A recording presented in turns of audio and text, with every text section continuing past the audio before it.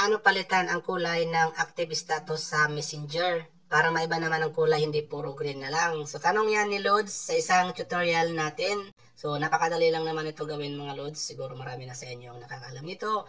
Kaya kung alam mo na ang video na to, pwede ka nang mag-next video. Pwede kang mag-iwan dyan ng comment sa comment section ng video na to, Lods. At sagutin natin yan sa abot ng ating magkaya. So para doon sa mga hindi pa nakakaalam kung paano palitan yung active status ng ating mga messenger. So diba usually nakikita natin dyan ay kulay green. Ganyan. Ayan. So, pwede nyo pong palitan yan ng ibang kulay. So, madali lang naman po yan. Ganito lang po. So, open nyo ang messenger nyo. And then, pagdating dito, punta kayo sa tatlong slash.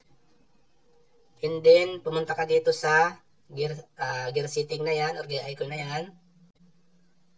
And then, dito po, scroll up natin. Hanapin natin itong preference accessibility. Ayan. Click natin. And then, click natin itong color filter. So dito, ito po yung usually nakaset up default, itong unfiltered na yan. So kung gusto natin baguhin, piliin po natin yung tatlo na yan dyan. Halimbawa yung blue, yellow, red, green, and green, red.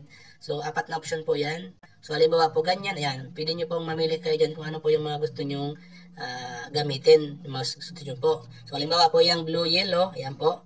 So mag-back lang kayo, and then balikan natin, tingnan natin dito. So ayan na po, ayan, tingnan nyo. Hindi na siya kulay green. So, kung sawa na kayo sa kulay green na nakikita nyo, pwede nyo pong baguhin yan. So, ganun lang pang gawin mo, Lods, kung paano baguhin yung kulay ng active status sa Messenger. Sana po nakatulong. Kung may katanong ka po ulit, comment ka lang po sa comment section ng video na ito at sasagutin natin yung Lods, sagot ng ating marakaya. Hanggang sa muli, much love. God bless.